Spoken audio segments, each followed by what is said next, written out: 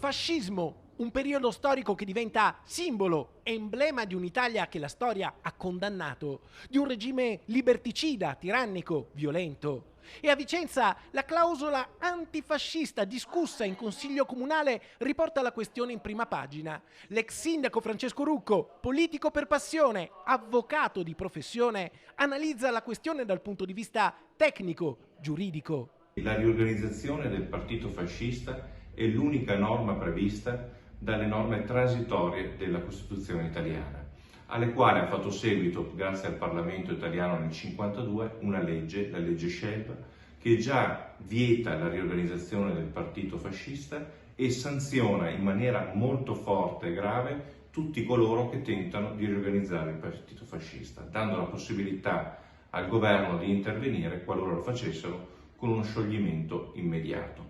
Dunque la Costituzione giustamente vieta la riorganizzazione del partito fascista, ma un conto è impedire l'organizzazione del partito fascista, un altro conto è costringere, con la clausola vicentina, chi chiede uno spazio pubblico a dichiararsi antifascista, che invece rientrerebbe nella libertà di pensiero. Un aspetto giuridico che, spiega l'avvocato Rucco, è fondamentale e non a tutela del fascismo, ma della Costituzione liberale. Una clausola che si dimostra liberticida e soprattutto in contrasto con la Costituzione italiana, che professa la libertà di manifestazione e di pensiero per qualsiasi cittadino.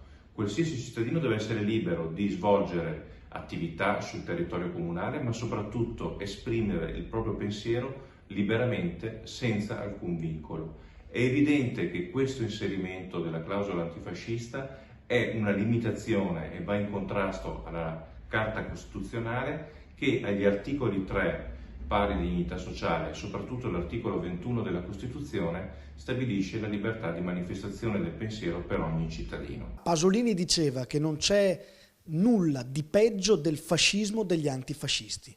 Questa clausola che si propone Sinistra Italiana di reintrodurre è la modalità per vietare la libertà di espressione, la libertà di manifestazione, la libertà di avere idee diverse dagli altri.